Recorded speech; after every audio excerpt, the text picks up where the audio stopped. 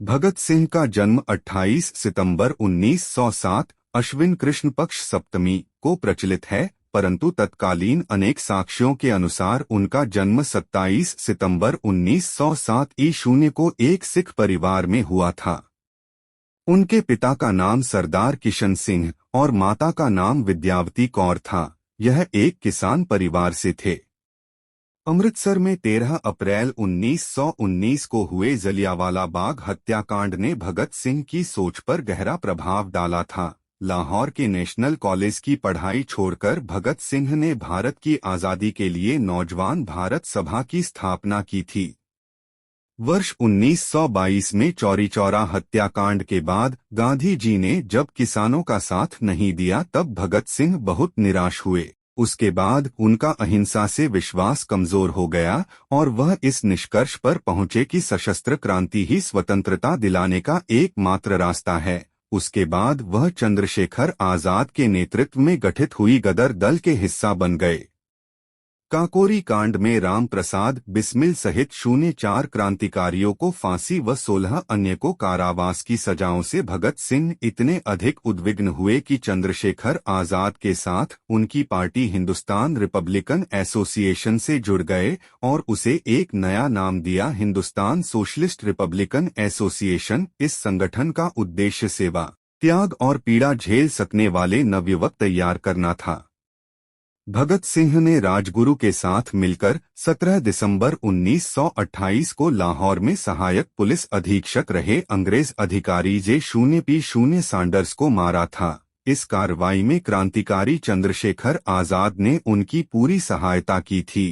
क्रांतिकारी साथी बटुकेश्वर दत्त के साथ मिलकर भगत सिंह ने वर्तमान नई दिल्ली स्थित ब्रिटिश भारत की तत्कालीन सेंट्रल असेंबली के सभागार संसद भवन में 8 अप्रैल 1929 को अंग्रेज सरकार को जगाने के लिए बम और पर्चे फेंके थे। बम फेंकने के बाद वहीं पर दोनों ने अपनी गिरफ्तारी भी दी। 26 अगस्त 1930 को अदालत ने भगत सिंह को भारतीय दंड संहिता की धारा 129, 302 तथा विस्फोटक पदार्थ अधिनियम की धारा 4 और 6F तथा IPC की धारा 120 के अंतर्गत अपराधी सिद्ध किया। 7 अक्टूबर 1930 को अदालत के द्वारा 68 पृष्ठों का निर्णय दिया, जिसमें भगत सिंह, सुखदेव तथा राजगुरु को फांसी की सजा सुनाई गई। फांसी की सजा सुनाए जाने के साथ ही लाहौर में धारा 144 लगा दी गई।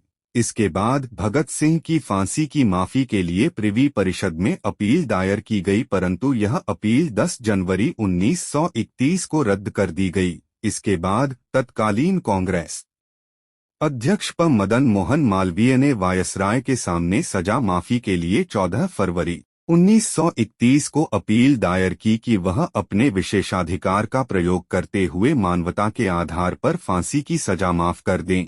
भगत सिंह की फांसी की सजा माफ करवाने हेतु महात्मा गांधी ने 17 फरवरी 1931 को वायसराय से बात की। फिर 18 फरवरी 1931 को आम जनता की ओर से भी वायसराय के सामने विभिन्न तर्कों के साथ सजा माफी के लिए अपील दायर की। यह सब कुछ भगत सिंह की इच्छा के खिलाफ हो रहा था, क्योंकि भगत सिंह नहीं चाहते थे कि उनकी सजा माफ की जाए। 23 मार्च 1931 को शाम में करीब 7:33 पर भगत सिंह तथा इनके 2 साथियों सुखदेव व राजगुरु को फांसी दे दी गई।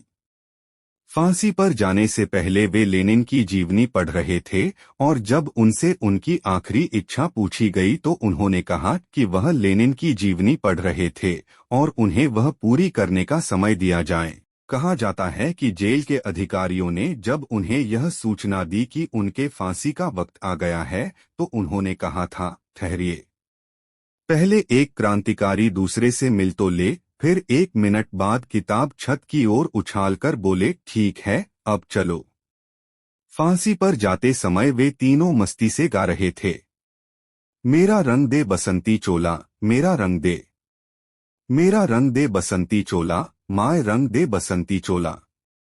फांसी के बाद कहीं कोई आंदोलन न भड़क जाए, इसके डर से अंग्रेजों ने पहले इनके मृत शरीर के टुकड़े किए, फिर इसे बोरियों में भरकर फिरोजपुर की ओर ले गए, जहां घी के बदले मिट्टी का तेल डालकर ही इनको जलाया जाने लगा।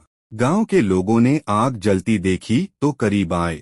इससे डरकर अंग्रेजों ने इनकी लाश के अधजले टुकड़ों को सतलुज नदी में फेंका और भाग गए।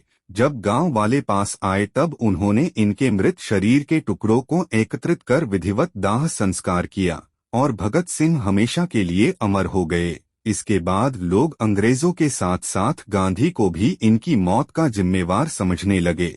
इस कारण जब गांधी कांग्रेस के लाहौर अधिवेशन में हिस्सा लेने जा रहे थे तो लोगों ने काले झंडों के साथ गांधी जी का स्वागत किया। एकाध जगह पर गांधी पर हमला भी हुआ, किंतु सादी वर्दी में उनके साथ चल रही पुलिस ने बचा लिया।